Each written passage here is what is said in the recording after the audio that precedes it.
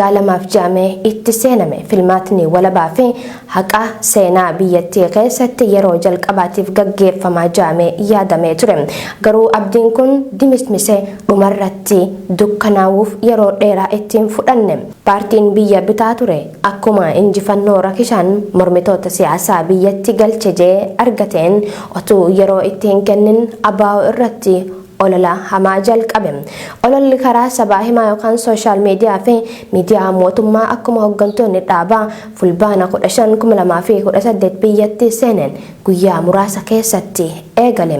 ABO'n marii karaa nagaatiif dursa kennee carraaqaa jiru sadarkaan duula piroopagaandaa fi ummata burjaajestuu kun osoo hin turin ol guddatee mootummaan waraana karaa dhihaa fi kibba Oromiyaatti bane. Asirratti kan hubatame mootummaan waliigalteen hagayya 2018 keessa Asmaraatti taa'een faallaa deemee waraanni xumurame loltoonni bilisummaa Oromoo akka humna nageenyaa fi poolisii biyyaatti makamuu akka hin feene mootummaan humna loltuu bilisummaa Oromoo ummatatti dabalee nagaa buusurra lolaa fi jeequmsa itti uume dhimma bahuu fi waraana bilisummaa Oromoo fi hoogganaa adda bilisummaa Oromoo jidduu hariiroo ture sababeeffachuudhaan adda bilisummaa Oromoo siyaasaa karaa nagaa keessa ala taasisuun shiroota dhumaan qabne itti fufe. Lola mootummaan Oromiyaa keessatti gaggeessaa jirutti dabalatee dhibeen COVID-19 dhufuun mormitoonni siyaasaa akka daran dadhabanii filmaata hagayyaa 2020 yaadamee ture akka hin qophoofne taasise. Balaan dhukkubaa kun filmaata biyyaalessaa irratti dhiibbaa qabaatullee sababni guyyaa filmaataa dheeressuu dhiyaate hundee seeraa fi adeemsa siyaasaa keessatti gaaffii guddaa kan uumedha. Gama seeraatiin yoo ilaalle heera biyyattii keessatti yeroo paarlaamaa dheeressuuf kan nama dandeessisu hulaan banaan waan hin jirreef yeroo filmaataa dheeressuun humnoota siyaasaa hunda waliin ta'uudhaan murtii siyaasaa haarawaa gochuun barbaachisaa ture. Yaada kana ammoo mootummaatu fudhachuu dide. Akkuma mormitoonni yeroon filmaataa seeraan alaa dheeressuu sirrii miti jaanii mormiin jabaateen jidduutti aartistiin Oromoo qaroo fi jaalatamaa kan ta'e aartist Haacaaluu Hundeessaa ajjeefame. Akkuma kun taheen miseensota, hooggantootaa fi deeggartoota jaarmilee siyaasaa mormitootaa hidhuu fi dararuun daran babal'atee jabaate.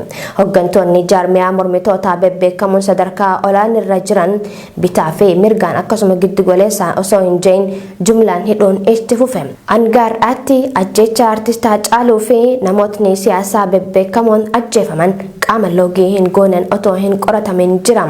Mootummaan ummata hiree murteeffannaa ofiin of bulchuu lammiileen Oromiyaa fi kibba Itoophiyaa gaafachaa jiran irratti gocha suukanneessaa kana raawwachaa otoo jiru itti dabalee garaagarummaa ilaalcha poolitikaa marii fi falmii siyaasaatiin furuu irra lola Oromiyaa keessatti eegaleen san gara biyya Tigraay keessatti ceesisuun lola bal'aa labse. Akkuma uummanni beekuu fi seenaa keessatti galmaa'ee jiru addi bilisummaa Oromoo firummaa TPLF waliin gonkumaayyuu hin qabu. ABO'n dura bu'aa jaarmiyaa siyaasaa ta'e waayiloota isaa waliin mootummaa TPLFtiin hoogganamu itti dabalee ammoo EPRDFJ of yaame mormaa ture. Garuu dhugaa jiru yoo laalle lolli Tigraay keessatti gaggeeffamaa jiru itti fufiinsa lola Oromiyaa jilbeeffachiisuun gaggeeffamaa jiru ta'uusaa hubanna. Erga kufaatiin dippiloomaasii qaama biyya bitaa jirurra gahee fi mootummaa United States rakkina hidhaa laga Abbayyaa furuuf akka gidduu galu walii galameen booda hariiroon Itoophiyaan Suudaan waliin qabdu cabe yeroo ammaa lola guutuu biyya ollaa biraa waliin qabaatuuf qarqararra gahameetii jira. Kan keessa jirru biyya miseensotaa fi hooggantoonni jaarmiyaa poolitikaa bilisaa ta'anii haqaan mirgaa fi dimokiraasii biyyaaf hojjetan qaama biyya bituutiin jumlaan itti qabamanii haala suukanneessaa keessatti dararamanidha. Kunis otoo karaa mana murtii guutuutiin bilisa ba'anii jiranii yeroo tokko tokko ammoo warri mootummaaf dhaabbatanii abbootiin alangaa jara kanarraa himata kaasanillee yerootti bilisa ta'uu nafe namootni hidhamanii taa'aa jiranidha. Kan keessa jirru biyya waajjirootni jaarmiyaa mormitoota poolitikaa teessuma waaltaa isaanirraa hanga godinaa cufamanii humna biyya bituun weeraramanii to'atamanidha. Egaa waliigalatti haala akkasii kana keessatti biyyattiin kan filmaata biyyoolessaatiif qophaa'aa jirtu. Boordii filannoo biyyaalessaa Itoophiyaa fi qaamota kana keessaa qooda qabna jedhan kan yaadachiisuu feenu filannoo jechuun waa'ee guyyaa filannoo dhaqanii sagalee kennanii qofa miti.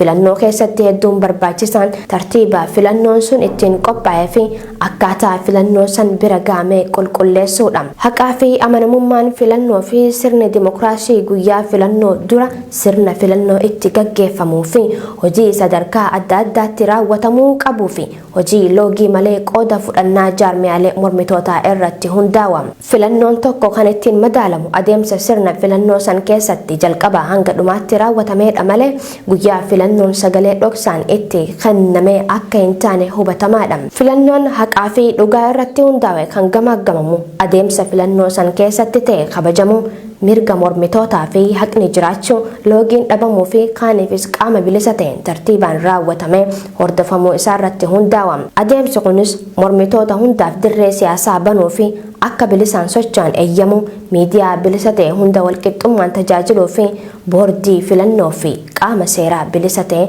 loogii tokko malee hojjechuu feesisa. Dhuguma dubbachuuf yoo ta'e itti bahiinsi filmaataa yookaan election resultiin Itoophiyaa ammaa kun dursee kan beekameedha. Nama haqarratti hundaa'ee ilaaluuf haala biyyattiin amma keessa jirtu kana keessatti filmaatni kun gaggeeffamuu kan hin qabneedha.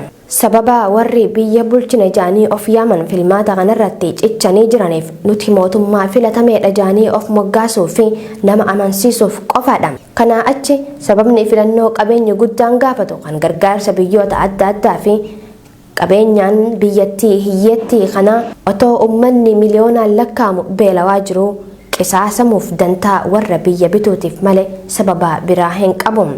Kanarraa kan ka'e ABO'n kan itti amanu tokko filmaata haqaa fi bilisaa gaggeessuun haafuuti haalli amma biyyattii keessa jiru sadarkaa dhumaatiilee mirga dimokiraasii akka hin jirredha. Lama haala waggoota lamaan dabaran keessatti ta'e walakkaa isaa armaan olitti caqafame irraan kan ka'e itti bahumsi filmaata kanaa filmaata haqaa bilisaa fi kan hunda bakka bu'u ta'uu waan hin dandeenyeef qaamota dubbiin ilaallatu biratti fudhatama hin qabu. Sadii yoo filmaatni kun hin gaggeeffamnellee rakkina siyaasaa gurguddoo ta'anii fi wal dhabdee biyyattii keessa jiru furuu irratti jijjiirama inni fidu hin jiru. Kanaaf ABO'n filmaata dhufu kana qooda fudhachuu irra mootummaan dirree siyaasaa itti dhiphisuun ugguramuu irraan kan ka'e gochaa mootummaa irraa akka hin hirmaanne taasifamuu isaa ibsina. Kunis kan ta'e sababa paartiin badhaadhinaa otoo beekuu qooda fudhannaa siyaasaa irraa nu dhiibee iyyannoo keenya yeroo hunda gurra kennuu diduu irraan kan ka'ee fi qooda guddaa paartii badhaadhinaa fi waayiloota isaatiif argachuu waan qindeeffamanidha. Haa ta'uti haalota waan armaan gaditti caqasaman guutuu fi gaafilee haqaa kan jaarmiyoonni mormitoota siyaasaa gaafatan deebisuu fi rakkinoota uummata bal'aa furuu yaaluun adeemsa dimokiraasii biyyattii gargaara jennee amanna.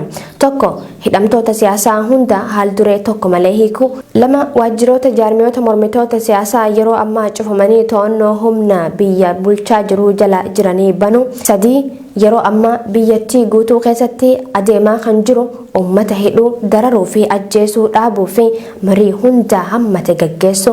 Afur qaamotni kan akka boordii filannoo mana seeraa